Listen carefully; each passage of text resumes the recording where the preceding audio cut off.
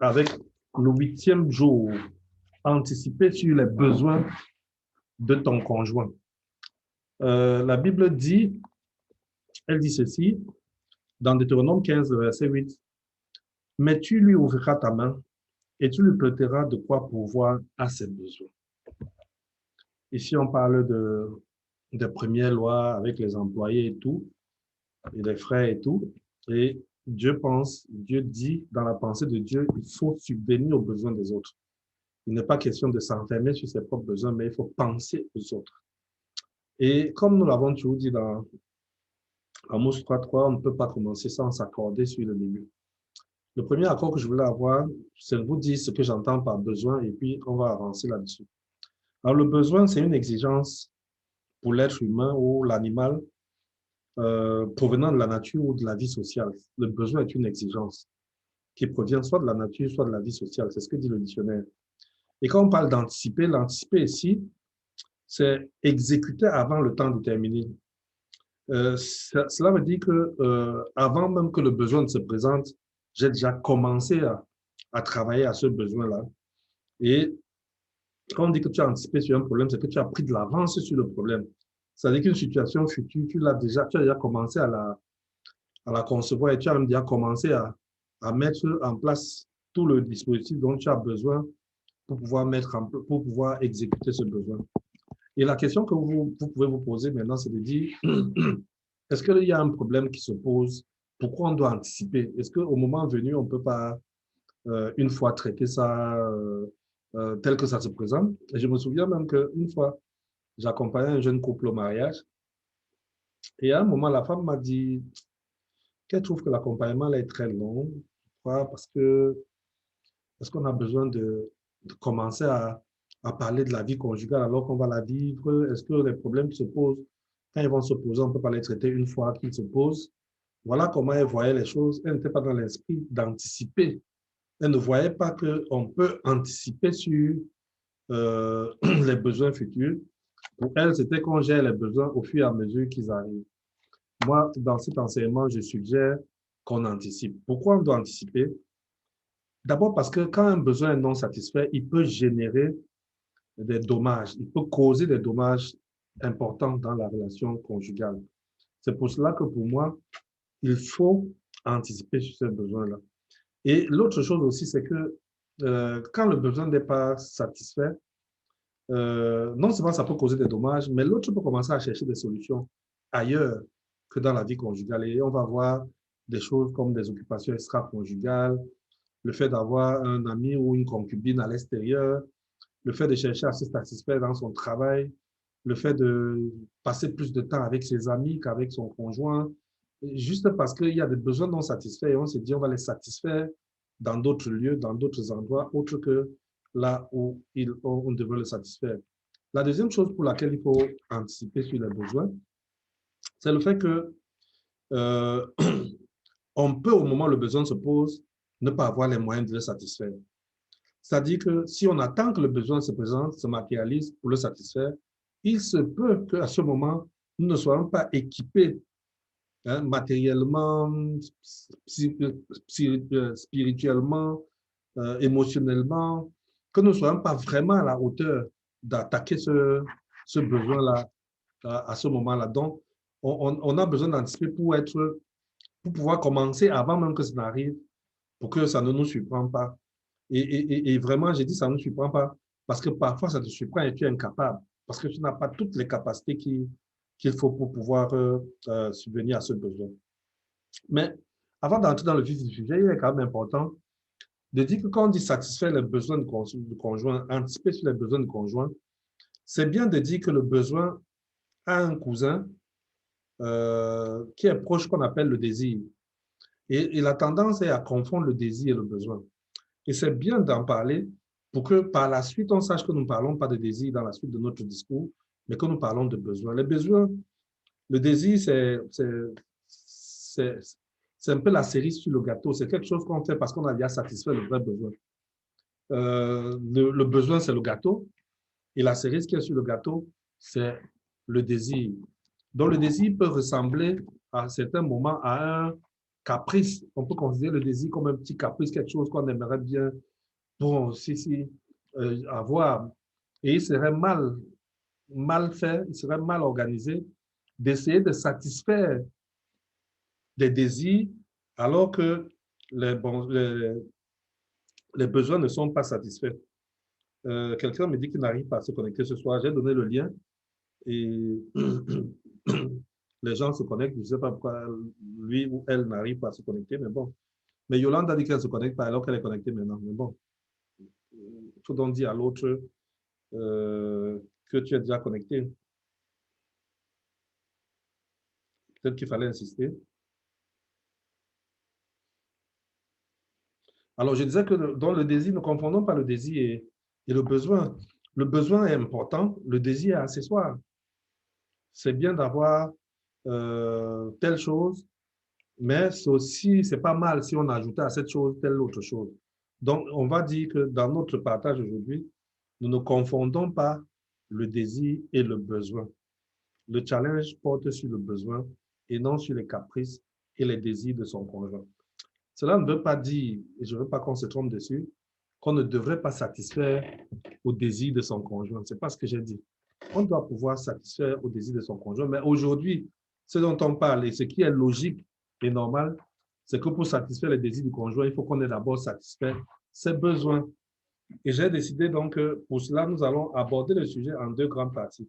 La première partie, c'est ce que dit la science, et la deuxième partie, c'est comment Dieu veut que nous abordons les choses. Alors, que dit la science? Il y a un homme de science qu'on appelait Maslow, qui avait établi une catégorisation des besoins. Et il a dit qu'il y a des besoins par niveau. Et parfois, quand il parle, j'essaie de trouver dans la Bible ce qui correspond à cela. La première chose, c'est qu'il dit que les besoins sont à 5 niveaux, sont en 5 paliers. Le premier type de besoin, il appelle ça les besoins qui sont physiologiques, qui touchent à la chair. Et il dit que ces besoins physiologiques-là sont des besoins qui sont liés à ce qu'on va manger, ce qu'on va boire, là où on va, comment on va se vêtir, comment on va dormir, ainsi de suite, ainsi de suite. C'est comme ça que lui voit les besoins physiologiques. Dans le livre de Matthieu, Matthieu 6, les versets 24 à 25, Jésus parle aussi du fait qu'on a besoin de manger, on a besoin de boire. Et donc, c'est des besoins pertinents. Et la question qu'on devrait poser, parce que ça, c'est le niveau, lui dit que c'est le niveau le plus bas de la vie d'un homme en termes de besoins, le fait de manger, boire, tout ça.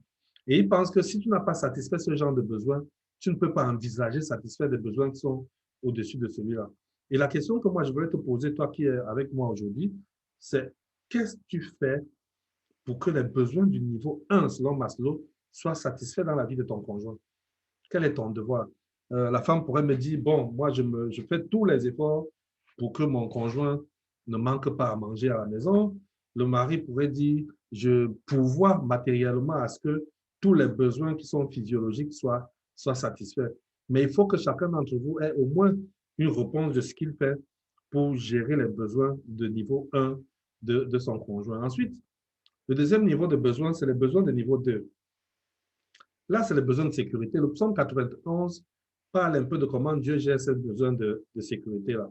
Et parfois, je me dis, chacun a l'aspiration, c'est ce que Maslow pense, que chacun aspire à être en sécurité, avoir un toit bien couvert, être protégé physiquement, être protégé moralement, spirituellement, bref, que dans tous les domaines de sa vie, il se sente en sécurité.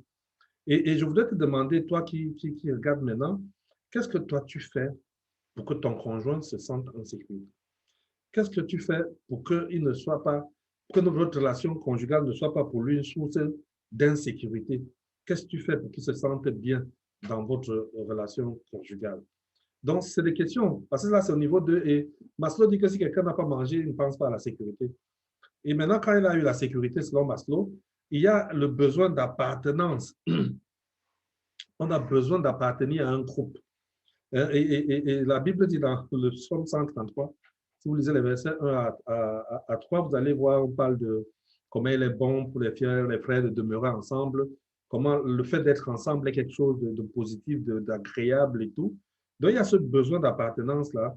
Hein, et dans ce besoin d'appartenance, on va trouver des choses comme les besoins affectifs, le fait d'éprouver de l'affection et surtout d'avoir le sentiment d'être aimé par quelqu'un sont des besoins d'appartenance.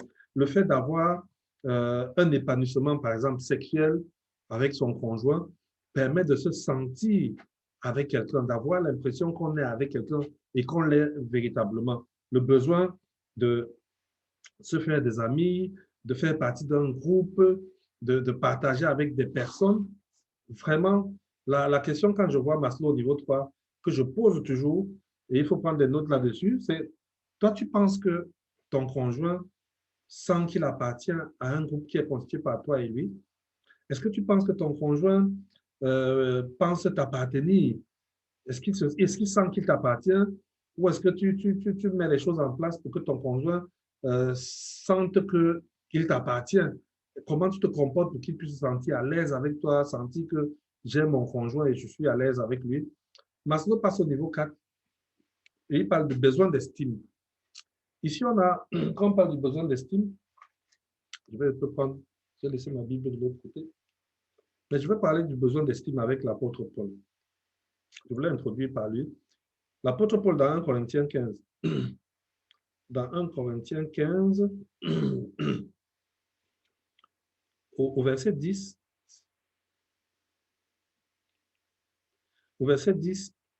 si on commence par le verset 9, au verset 9, il parle de Jésus qui lui est apparu aussi, à lui comme à l'avorton, et il dit au verset 9, je ne suis pas le moindre des apôtres. Je ne suis pas dit d'être appelé apôtre parce que j'ai été persécuté, parce que j'ai persécuté l'Église. Par la grâce de Dieu, je suis ce que je suis. Et par sa grâce sa grâce envers moi n'a pas été vaine.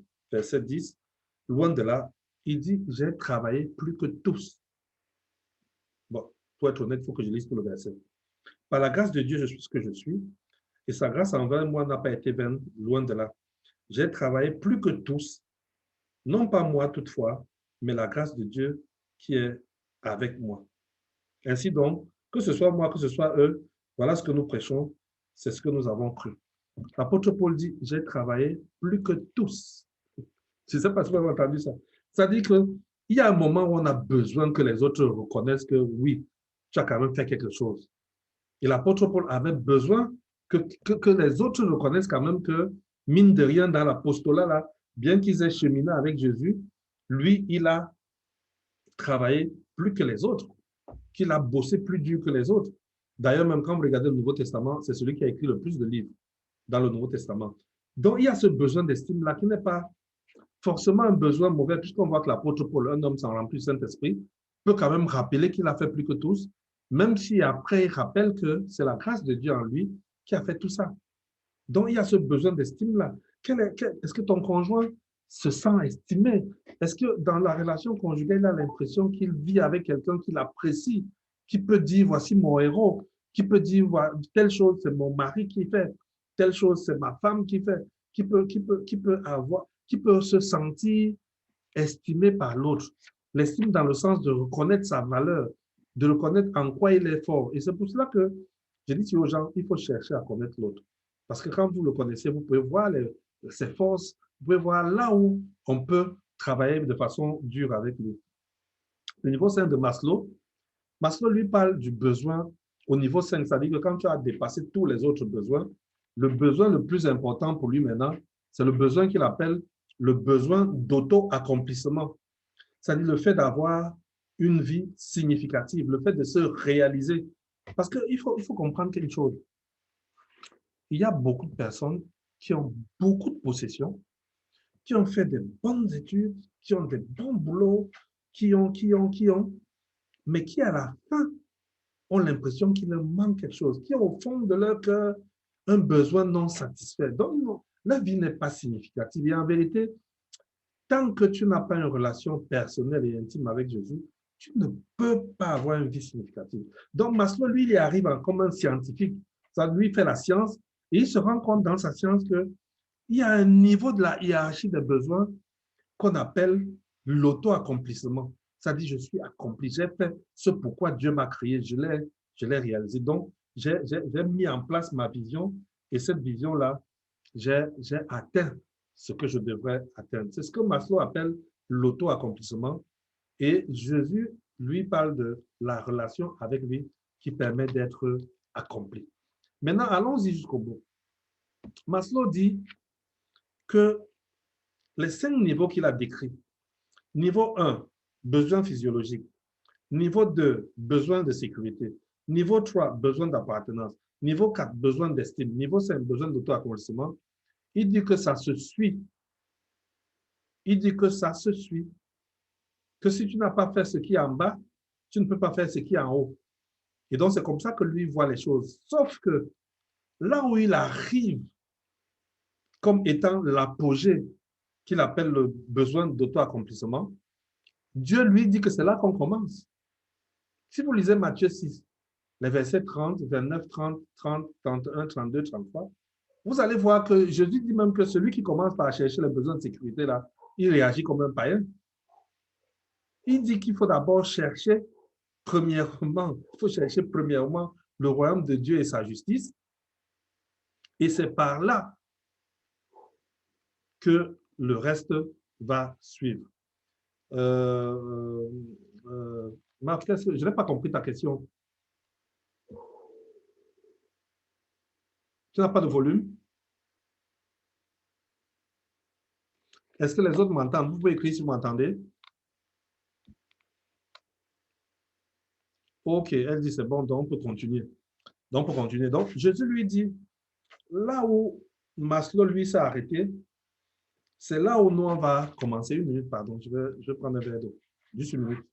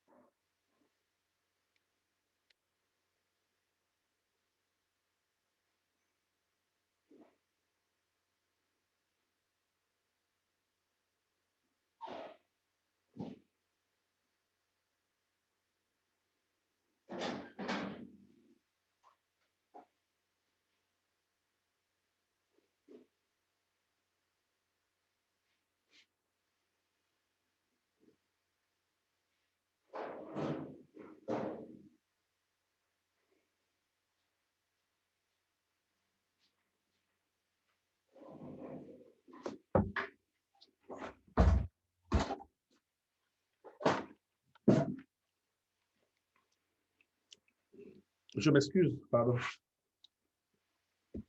J'avais besoin de prendre un verre d'eau. Je commençais à sentir un peu.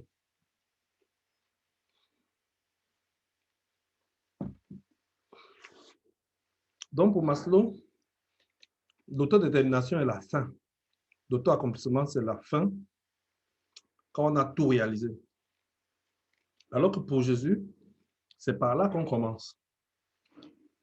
C'est en commençant par être connecté à lui qu'on peut maintenant commencer à parler du pain et à parler du reste.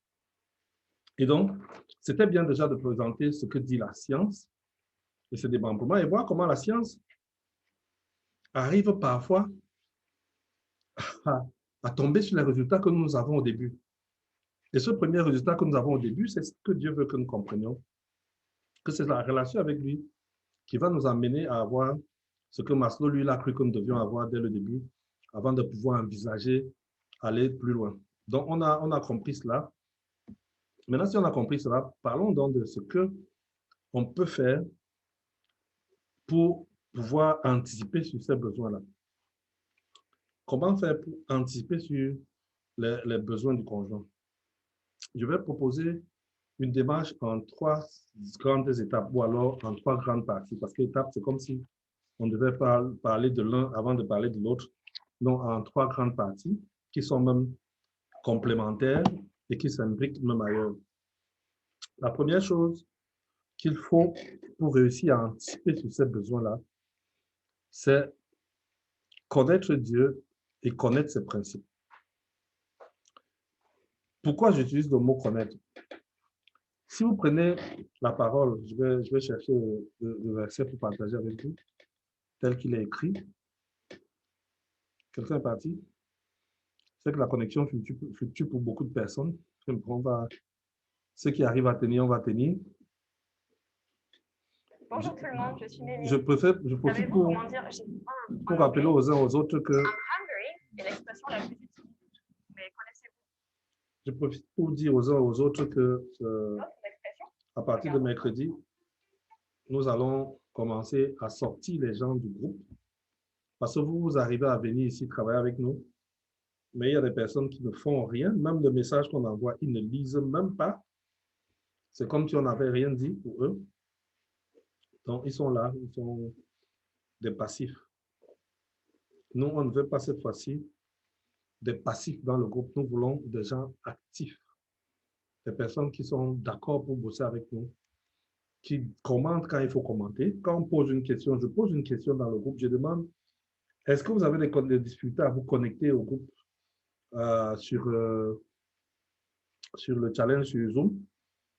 Je vois que 32 personnes ont lu, 32. Et une seule personne a dit un mot dessus. C'est pas normal. C'est pas normal. Faites quand même un geste, dites quand même quelque chose.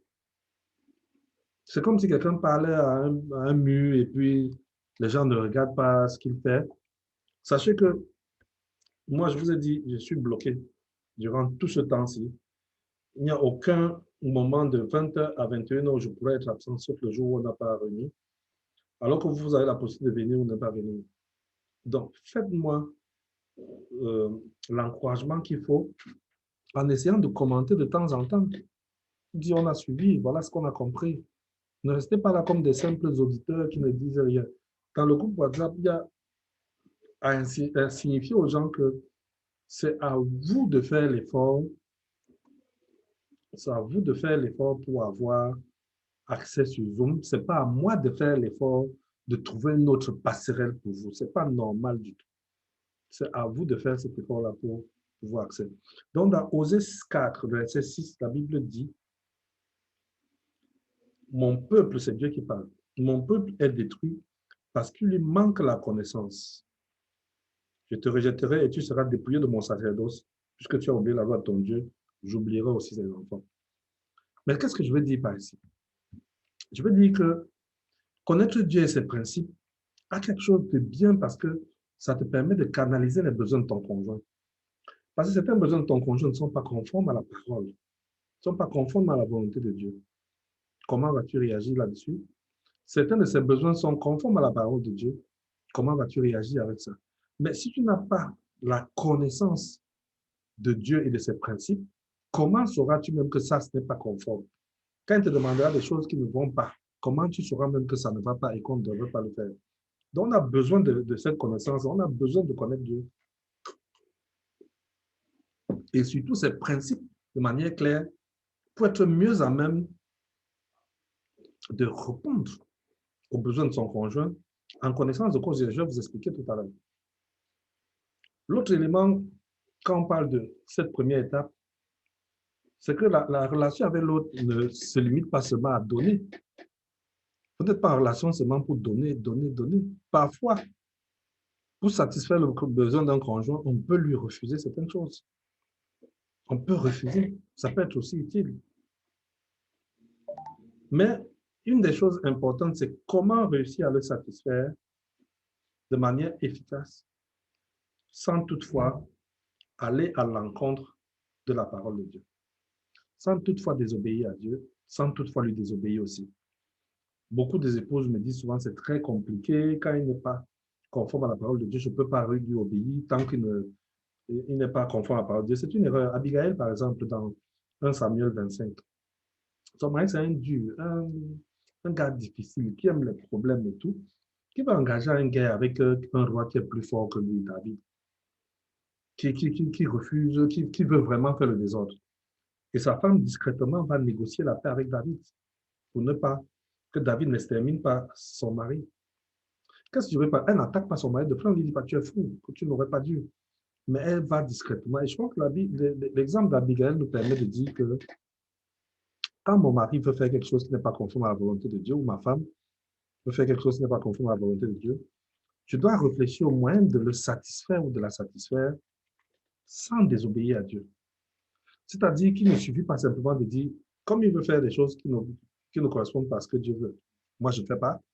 C'est ce que beaucoup de conjoints disent souvent, je ne fais pas. Tant que ça n'obéit pas à ce que Dieu veut, je ne fais pas du tout. Mais il s'agit de dire comment faire pour réussir à le faire en obéissant à Dieu en même temps. Pour cela, on est obligé de réfléchir sur, au fond, qu'est-ce qu'il veut. Parce que parfois, il y a une différence entre qu'est-ce qu'il veut et ce qu'il exprime. Il peut avoir un besoin plus profond, mais ce qu'il demande est plus léger que ce qu'il y a de plus profond. Il peut demander, prenons un exemple d'une entreprise. Vous avez un chef qui demande de traficoter la comptabilité parce qu'il veut faire des bénéfices. Pour la plupart, on va lui dire non, nous on ne fait pas ça. Ce n'est pas conforme à la parole. Mais pour d'autres, ils vont dire quel est le vrai besoin de mon patron? Le vrai besoin de mon patron, c'est qu'il veut un meilleur bénéfice. Et donc, travailler à comment faire pour qu'il ait ce meilleur bénéfice sans en même temps désobéir à Dieu. Et ça, on peut le traiter, on peut le faire dans la relation conjugale. Trouver un moyen de satisfaire l'autre sans désobéir à Dieu en même temps. Et trouver un moyen d'obéir à Dieu sans désobéir à son conjoint, on peut trouver. Il suffit de bien chercher et savoir quel est son vrai besoin et satisfaire plutôt son vrai besoin. Et quand tu connais la parole de Dieu, tu connais Dieu et ses principes, il y a trois choses qui doivent te venir à l'esprit. La première, c'est que dans la vie de mon conjoint, il y a des besoins que seul Dieu va satisfaire. Seul Dieu va satisfaire. Et donc, je ne fais pas concurrence avec Dieu dans la vie de mon conjoint. Et donc, je ne cherche même pas à prendre la place de Dieu dans la vie de mon conjoint, de près de sombrer dans ce qu'on appelle l'idolâtrie. Parce que si je prends la place de Dieu dans la vie de mon conjoint, je pousse mon conjoint à vivre dans l'idolâtrie. Donc, il y a des choses claires qui sont de l'intimité de mon conjoint avec Dieu. C'est son problème avec Dieu. Je n'ai pas à satisfaire, je peux l'accompagner, je peux l'aider, je peux le soutenir, mais je n'ai pas à satisfaire les besoins qui sont liés, enfin, les besoins que seul Dieu devrait satisfaire. Il y a un deuxième type de besoin, c'est le besoin que lui-même doit satisfaire. Il y a des choses que lui-même il doit satisfaire. La Bible dit dans Romains 14, 12 que chacun va répondre de lui-même. Chacun, il faut qu'on lise le verset de manière exacte. Chacun va répondre de lui-même. Ainsi, c'est écrit ainsi, je crois. Attendez, je vais retrouver. J'ai laissé ma Bible de l'autre côté. Romains 14. Pardon. La Bible dit à ce passage-là, ainsi, chacun de nous rendra compte à Dieu pour lui-même. Ça, il y a des choses, il faut laisser que c'est lui qui va rendre compte. Ça le concerne, c'est à lui de faire. Ce qu'il doit faire, ce qu'il doit satisfaire par lui-même, il faut laisser qu'il le satisfasse par lui-même. On peut lui donner un coup de main, on peut l'assister, on peut faire tout ce qu'on peut faire, mais ne pas faire à sa place. Je donne un exemple banal. L'homme doit assumer ses responsabilités de chef de la famille. Quand il n'assume pas ses responsabilités, la femme ne doit pas les assumer à sa place. Elle ne peut pas devenir chef de famille à la place de son mari, et vice-versa. Donc, il y a des choses que lui seul va faire, et c'est lui qui rendra compte du fait de n'avoir pas fait ce qu'il a fait. Et puis maintenant, il y a la troisième catégorie qui est celle des choses que moi, le conjoint, je dois satisfaire dans la vie de l'autre. Et donc, pour cela, je peux réfléchir à comment anticiper, comment travailler, comment me développer et tout et tout. Et ça m'amène donc à la deuxième grande étape, qui est la connaissance de moi-même. J'ai dit, la première chose, c'est connaître les principes de Dieu, connaître Dieu. La deuxième chose, c'est me connaître. Parce qu'il y a parfois des choses dans la vie qui arrivent. La seule chose que je puisse faire, c'est de rendre grâce à Dieu, ou alors d'encourager l'autre, ou de le bénir, simplement parce que je n'en ai pas les capacités. Je n'ai pas les capacités pour lui apporter le coup de main qu'il faut. Je n'ai pas les compétences qu'il faut pour l'assister et lui donner la réponse à son besoin. Mais pour cela, j'ai donc besoin maintenant, pour ne pas être pris au dépourvu, de me connaître. Je dois me connaître en termes de quelles sont mes capacités, qu'est-ce que je peux. Et cet inventaire-là va me permettre plus tard de m'équiper de manière à l'aider, d'être capable de l'aider de manière multiforme. Parce que je me suis équipé personnellement pour être capable, pour avoir la capacité d'apporter de l'aide qu'il faut. Ça peut consister, après cet inventaire, à faire des formations, des informations, à participer à des travaux, se faire coacher, se faire accompagner. En fonction de ce que je suis et au vu de mes besoins et des besoins de mon conjoint, il y a des choses que je devrais commencer à développer pour que plus tard, il ne soit pas, je sois capable de lui apporter ce dont il a besoin, je sois capable d'anticiper, car ayant les moyens qu'il faut pour pouvoir le faire. La troisième chose, c'est le fait de connaître son conjoint. Ah là là là là.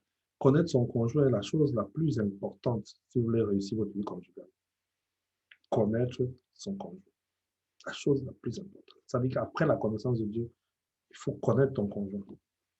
Mais pour le connaître, ce n'est pas évident parce que les gens ne sont pas forcément transparents. Il peut avoir une carapace, il peut être opaque, il peut être difficile, il peut être quelqu'un qui ne veut même pas qu'on le connaisse. Donc, il y a la première chose que je dois mettre en place si je veux connaître mon conjoint, c'est de disposer de suffisamment de temps. Ce n'est pas un exercice qu'on va faire en un jour, je connais mon conjoint très bien. Non, ça peut prendre beaucoup de temps pour observer les choses qui se répètent, pour observer, ça peut prendre vraiment beaucoup de temps. J'ai besoin, en deuxième partie, de me consacrer à cela et dire, je vais le découvrir, je vais travailler à le découvrir. J'entre à l'école de sa découverte. Il devient le sujet de mon étude.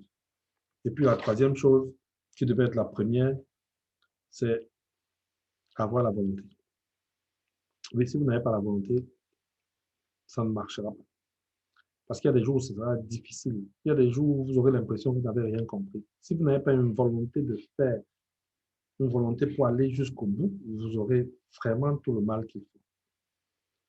Et ça vous permettra, quand vous l'avez compris, de connaître ses forces et ses capacités pour pouvoir lui faire les bons compliments. Il y a des gens qui n'arrivent pas à complimenter parce qu'ils ne connaissent pas les forces et les capacités de l'autre. Ce n'est pas parce que l'autre n'en a pas, parce que forcément, tout être a un domaine, un aspect de sa vie où on devrait être capable de le féliciter, de l'admirer, de le complimenter. Le fait de le connaître m'amène donc à découvrir ces endroits-là. Il a aussi des faiblesses et des incapacités. Si je ne le connais pas, je ne les saurais pas et je serai toujours surpris. Parce que l'un des avantages de connaître ses faiblesses et ses incapacités, c'est que quand il tombe dans ce domaine, dans ce travail-là, je ne suis pas surpris parce que je les connais, je sais que c'est comme ça qu'il est et c'est comme ça qu'il fonctionne. Et donc, la surprise qu'il me fait, c'est quand il fait mieux que ce qu'il fait d'habitude. Donc, voilà. Et dernière chose là-dessus, vraiment, ce sont ses peurs et ses angoisses. Qu'est-ce qui lui fait peur? Quand tu pries pour lui ou pour elle, qu'est-ce que tu élèves à Dieu? Qu'est-ce qui l'angoisse? Ça, tu ne peux pas découvrir ça simplement parce qu'il te l'a dit, mais tu vas le découvrir parce que tu as appris à le connaître.